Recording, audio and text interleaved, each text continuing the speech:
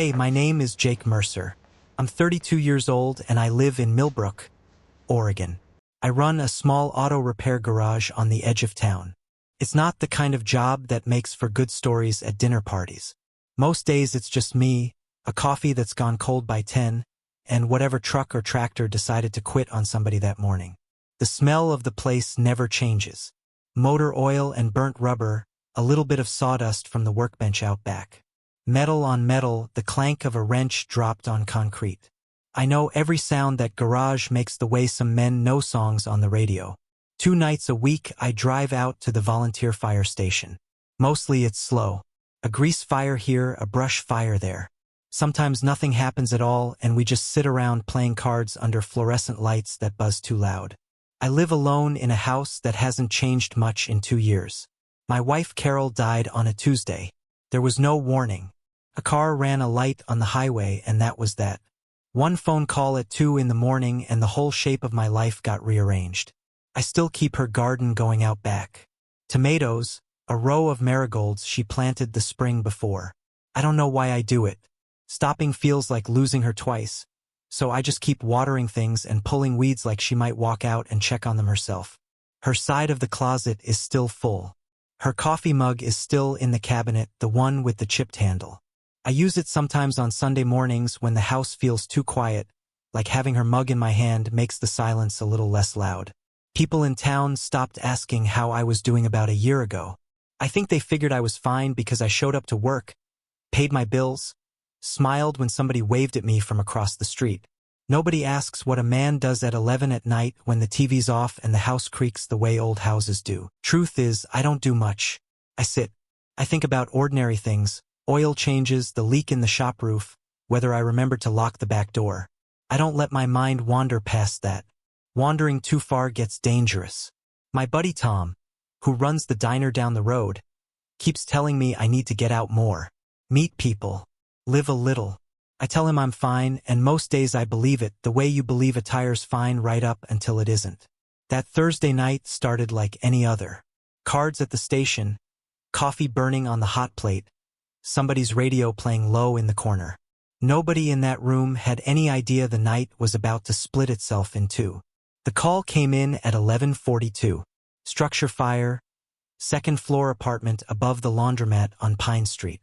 I remember the dispatcher's voice cracking through static, and Tom's cards scattering off the table as we all stood up at once. By the time the truck pulled up, smoke was already pouring out of the upstairs windows, thick and orange lit from the flames behind it. A little girl stood on the sidewalk in pajamas with rocket ships on them, screaming so hard her voice broke in half. My mom's still in there. She's still in there. Nobody had to tell me what to do.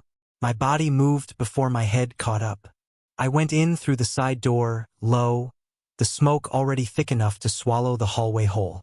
I found her in the back bedroom on the floor near the window, where the air was bad and getting worse. Her hair had come loose from whatever she'd tied it back with. One hand was still wrapped around the strap of a backpack like she'd been trying to grab it for her daughter on her way out. I got my arm under her and lifted. She wasn't heavy, but she wasn't moving either, and that scared me more than the fire did. Outside, the night air hit both of us like cold water. I set her down on the grass across the street, away from the heat, and that's when her eyes opened. She looked up at me, soot smeared across one cheek, and whispered, "Don't tell me that was the last time I see you." I told her she was fine. I told her she was safe. I don't think either one of us believed it yet. Her name was Sarah. Her daughter's name was Lily, 7 years old. The kind of 7-year-old who studies a person's face like she's looking for proof of something. The fire took the whole upstairs. No apartment to go back to. No family in town. She told the paramedic, voice flat, like she was reciting facts about somebody else's life. I don't remember deciding to offer. I just remember saying it. "I've got a spare room. 2, actually. You and your girl can stay till you figure something out." She looked at me like I'd offered her the moon and a reason not to trust it. "We don't need charity." Didn't say charity. Said a room. I shrugged. House is too quiet anyway. She studied me the way her daughter had. Separate rooms. Separate lives. I pay for groceries. I pull my own weight. Fine by me. One practical question. What happens when I get back on my feet? Then you leave. No hard feelings. She was quiet a long moment, arms wrapped around herself like the cold had followed her out of the building. Monday then, she said finally. We'll see how Monday goes. It wasn't a yes. It wasn't a no either. It was something in between, and that turned out to be enough to start with. The first week, Lily watched me the way you'd watch a stove you weren't sure was still hot. She didn't talk much. She sat at the far end of the kitchen table and ate her cereal in small, careful bites, eyes flicking up at me every few seconds like she was keeping score. On the third morning, she set a drawing down next to my coffee cup without saying a word. A house, a stick figure with a wrench, another stick figure with yellow hair, and a smaller one with pigtails standing in front of it. Underneath, in crooked 7-year-old letters, Safe House. I didn't say anything either. Just folded it once and put it in my shirt pocket, the same pocket where I used to keep Carol's grocery lists. Lily watched me do it and went back to her cereal like nothing had happened. But something had. She'd decided something about me, and kids that age don't decide things lightly. Sarah found work at the diner with Tom within a few days. Double shifts, most of them. She came home smelling like fryer grease and exhaustion, hair falling out of its clip, feet moving even when she was standing still, like her body had forgotten how to be idle. She didn't ask for help. She didn't lean on anybody. I respected that, even when it made things harder than they needed to be. One evening I was under the kitchen sink trying to wrestle a stuck pipe loose, swearing under my breath, when she crouched down next to me with a flashlight because the one I had wasn't worth the batteries in it. Our hands met on the wrench at the same time, hers cold from the fridge, mine greasy from the pipe. Neither of us moved for a second longer than the moment needed. I went still, not in a way she could have named, but my hand stopped where it was, and I made myself focus on the pipe instead of the fact that her shoulder was pressed against mine in that cramped space under the sink. I didn't say anything. Neither did she. We just kept working until the pipe gave way and water sprayed both of us in the face. That's when she laughed. Loud and sudden, the kind that filled the whole kitchen, the kind that made Lily come running from the other room to see what was funny. Sarah sat back against the cabinet, wiping water off her chin, laughing so hard she could barely get words out. Your face, she managed. Your face right now. It was the first real laugh I'd heard from her since the fire. Maybe the first real laugh I'd heard in my own kitchen in 2 years. Lily stood in the doorway grinning at both of us like she'd already known this was coming. Later that night, doing dishes, Sarah caught me smiling at nothing in particular and didn't ask why. I didn't ask why she smiled back either. Some things you let sit. You don't poke at them.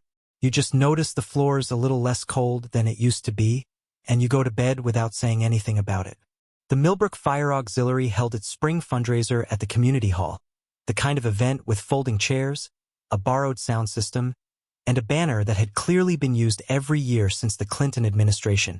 I went because the volunteer department always went. Sarah came because Tom convinced her she deserved one night off, and because Lily wanted to wear her good dress. Carol's sister, Denise, was there. She ran the bake sale table every year, and she'd never quite forgiven me for breathing past the first anniversary of Carol's death. It happened during the raffle, right when the room had quieted down for the drawing. Denise stood up near the front, wine glass in hand, voice pitched just loud enough to carry. Funny how fast some people move on, she said, looking dead at Sarah. 2 years, and suddenly there's a woman living in Carol's house, eating off Carol's plates. Tell me, did you know he had money before or after the fire conveniently brought you to his door? The room went silent in that specific way rooms go silent when everyone's pretending not to listen. Sarah's hands stilled on the strap of her purse. She didn't look away. She didn't look at me either, not for help. I didn't know anything about him, she said, voice steady, carrying clean across the hall. I knew my apartment was on fire and a stranger went into it to get me out. I didn't ask what he had in his bank account while I was being carried down a staircase. Denise's mouth opened again, but Sarah wasn't finished. You want to talk about moving on? I lost my home that night, everything I owned. I'm working doubles at a diner so my daughter has shoes that fit. I'm not living off anybody. I'm surviving, same as you'd be doing in my position. I stepped up beside her then, not in front of her. Just beside her, close enough that anyone watching could see where I stood. I didn't raise my voice. I didn't need to. She didn't ask for any of this, I said. She got pulled out of a burning building and ended up taking care of my house better than I have in 2 years. That's the whole story, Denise. Denise's face did something complicated. Anger first, and then for just a second, something rawer underneath it. Grief, maybe, still looking for somewhere to land 2 years after the fact.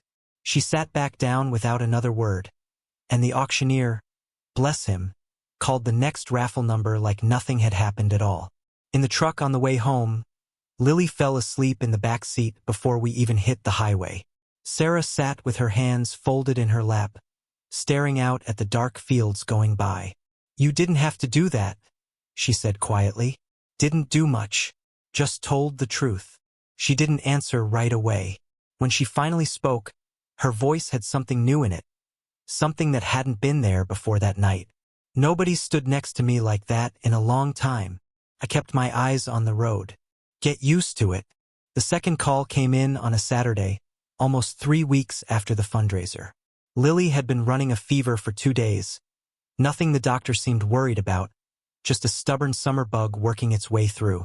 Sarah had picked up an extra shift to cover a coworker, and I was home with Lily, useless in the particular way a man is useless when a kid's sick and he doesn't know which end of the thermometer goes where. Around for that afternoon, Lily's fever spiked hard and fast. She went from drowsy to shaking in the space of 20 minutes. Skin hot enough to scare me, eyes glassy and unfocused. I stood in the doorway of her room for a second too long, not knowing what to do with my hands. That's when it hit me, sharp and sudden. This was what Sarah carried every single day, alone, with nobody standing in the doorway behind her. I called Sarah at the diner. My voice must have given it away because she was in the truck and home in 11 minutes flat. Still in her apron, hair loose around her face. She didn't panic. She moved like she'd done this 100 times alone, because she had. Cool cloth on the forehead, lukewarm bath, calm voice talking Lily through it while I stood there holding towels like a man holding tools he didn't know how to use. We got Lily stable, fever breaking close to midnight. By the time she was finally asleep, both of us were sitting on the kitchen floor with our backs against the cabinets, too tired to move to the table. I do this alone usually, Sarah said, staring at nothing. Every fever, every fall off a bike, every nightmare. Alone. Not tonight, I said. She turned her head toward me, and something in her face cracked open, just slightly. There's a reason I drove through Millbrook that night instead of stopping in the next town over. The fire wasn't the first thing that brought me here. I went still, the rag in my hand forgotten. What do you mean? She pulled a folded photograph out of her back pocket, soft at the edges like it had been carried a long time. It was a younger woman, laughing, sitting on the porch steps of a house I recognized immediately because it was the one we were sitting in. That's Carol, Sarah said quietly. She helped my mother once. Years ago, before I was born, back when my mom had nowhere to go. I grew up hearing her name like she was something close to a saint. When I saw the address come up that night, when I realized whose house I might end up needing, I didn't believe it could be real. I couldn't speak for a second. I don't know when it started, I said finally, voice breaking on the words. Feeling something. When I thought I was going to lose you tonight. Watching you with Lily, A floorboard creaked upstairs. Lily's door. We both froze, listening, but it was just the house settling, the way old houses do. I never finished the sentence. Sarah didn't make me. She reached over, took the rag out of my hand, and set it down. Then she rested her head against my shoulder. Nothing more. Nothing said. Just the quiet weight of her finally letting herself lean on somebody. That night, somewhere between exhaustion and relief, the arrangement quietly stopped being an arrangement. 6 months later, I stood in the same spot across the street from where the laundromat used to be. They'd cleared the burnt frame out months ago. Now there was just an empty lot with weeds pushing up through the cracked concrete, waiting on a new building that hadn't started yet. I used to come stand here alone sometimes, back when it still smelled like smoke if the wind blew right. I never told anyone why. I think I needed to remember what almost didn't happen. This time I wasn't alone. Sarah stood next to me, a grocery bag in one hand, the other tucked into the crook of my arm like it had always belonged there. We didn't say anything. We didn't need to. She knew exactly why I'd asked her to walk this way home instead of the shorter route past the school. Lily had moved her bike up and down the sidewalk behind us, light-up sneakers flashing pink and blue with every push of the pedals. The same pair Sarah had bought her secondhand the week after the fire because the new ones could wait. The garden out back had changed too. I'd added a row, tomatoes and marigolds still there the way Carol planted them. But now there was a second row beside it. Vegetables Sarah picked out herself, things Lily wanted to grow because she'd seen them in a school book. Carol's coffee mug, the one with the chipped handle, sat in the cabinet still. But these days it sat next to two others. One with a faded cartoon cat Lily had picked at the dollar store, one plain white one that had become, without either of us deciding it, Sarah's. That Sunday morning, I caught myself humming while I made coffee, the same tune Carol used to hum without noticing she was doing it. I picked it up somewhere along the way without trying to. Sarah came in behind me, still half asleep, and stopped in the doorway watching me pour 2 cups instead of 1.